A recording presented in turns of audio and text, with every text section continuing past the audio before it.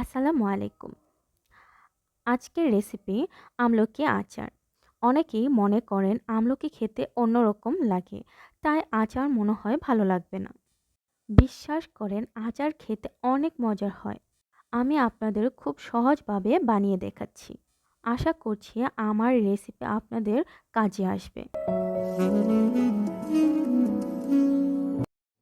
প্রথমে এখানে আমি আধা কেজি পরিমাণ আমলকি নিয়েছি।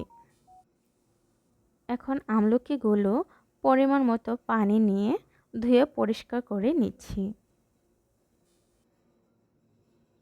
একটি বোলে পরিমাণ মতো পানি নিয়েছি।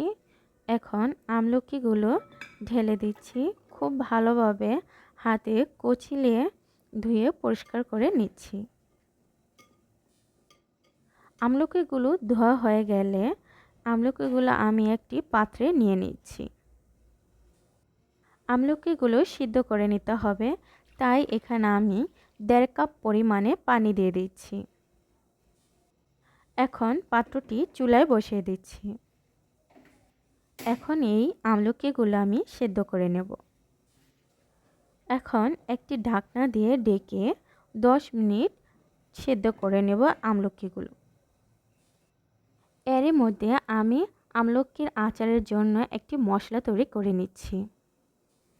ছোট্ট একটি বাটি নিয়েছি, এর মধ্যে দিয়ে দিচ্ছি 4-5টি রসুন, আর দিচ্ছি 4-5টির মতো কাঁচামরিচ,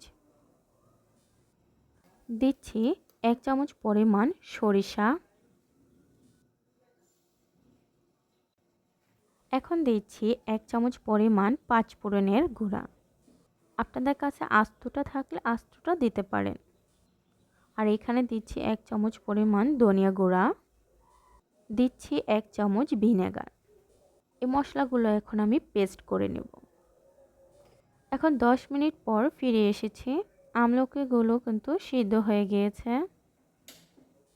যখন আমলকিগুলো সিদ্ধ হয়ে যাবে তখন এগুলোর কালার কিন্তু একদম চেঞ্জ হয়ে যাবে। দেখে বুঝতে পারছেন চামচ দিয়ে খোঁচা দেওয়ার পর সঙ্গে সঙ্গে ফেটে গিয়েছে। তাতে বোঝা যাচ্ছে আমলকিগুলো পুরোপুরি সিদ্ধ হয়ে গিয়েছে। আমলকিগুলো একটি বলে ঢেলে নিয়েছি। আমলকির যে সিদ্ধর পানিটা এটা আমি ফেলে দিচ্ছি, কারণ আমলকিতে যে একটি কষ থাকে ওই কষটি চলে গিয়েছে। এখন একটি ডাল ঘুটনির সাহায্যে এভাবে আমি এগুলো ফাটিয়ে নিচ্ছি। এখন চুলায় একটি কড়াই বসিয়েছি। কড়াইটি হালকা তেতে আসলে বা গরম হয়ে আসলে 1/2 কাপ পরিমাণ সরিষার তেল দিয়ে দিচ্ছি।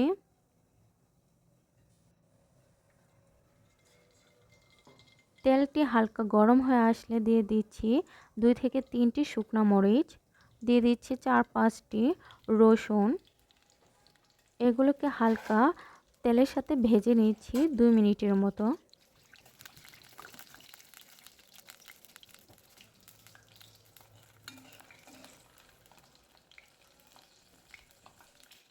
এই পর্যায়ে দিয়ে দিচ্ছি 2টি তেজপাতা, 2টি দারচিনি, 3-4টি এলাচ। এগুলোকে হালকা তেলের মধ্যে একটু ভেজে নিচ্ছি, তাতে ফ্লেভারটা আরও অনেক সুন্দর আসবে। এগুলোকে প্রায় 1 মিনিট এইভাবে আমি খুব ভালো করে ভেজে নিচ্ছি। ভাজা হয়ে গেলে পেস্ট করা সে মশলাগুলো দিয়ে দিচ্ছি। মশলাগুলো খুব ভালোভাবে নেড়ে চেড়ে মিশিয়ে নিচ্ছি এবং হালকা ভেজে নিচ্ছি। মশলাটা বেশি ভাজার প্রয়োজন নেই, 1 মিনিট ভালো করে ভাজলেই হয়ে যাবে। এই পর্যায়ে দিয়ে দিচ্ছি মেশ করা সে আমলকিগুলো। সবগুলো আমলকি আমি দিয়ে দিলাম। এখন খুব ভালোভাবে নেড়ে চেড়ে মিশিয়ে নিচ্ছি। আস্তে আস্তে এভাবে সবগুলো মশলার সাথে মিশিয়ে নিয়েছি। এখন দিয়ে দিচ্ছি পরিমাণ মতো লবণ, আর দিয়ে দিচ্ছি স্বাদ মতো চিনি। চিনিটা এখানে আপনারা কম বেশি দিতে পারেন। এখানে আমি 1 কাপে থেকে একটু কম দিয়ে দিয়েছি। এখন এই আমলকির সাথে চিনিটি খুব ভালোভাবে মিশিয়ে নিচ্ছি। এই পর্যায়ে কিন্তু সুন্দর একটি ফ্লেভার আসছে এই আচার থেকে। এভাবে 4-5 মিনিট আমি আচারটি রান্না করে নিচ্ছি। আমার এই রেসিপিটি আপনাদের কেমন লেগেছে তা কমেন্ট করে অবশ্যই জানাবেন। আর নতুন হয়ে থাকলে সাবস্ক্রাইব করে বেল আইকন বাজিয়ে রাখবেন।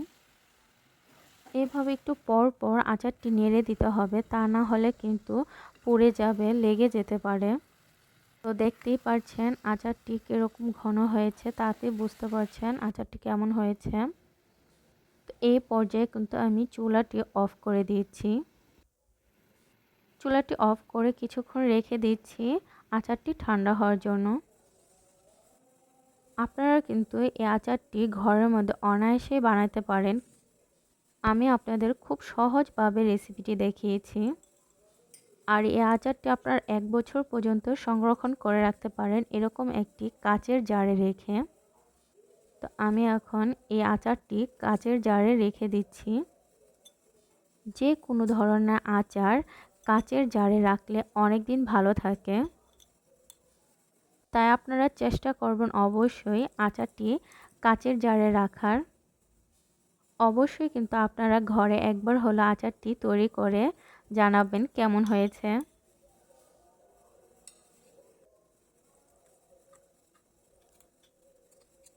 দেখতেই পাচ্ছেন এভাবে আমি কাচের জারে রেখে সংরক্ষণ করে নিচ্ছি। আপনারাও কিন্তু পারবেন এভাবে সংরক্ষণ করে রাখতে। তো আজকের মতো বিদায় নিচ্ছি। আল্লাহ হাফেজ।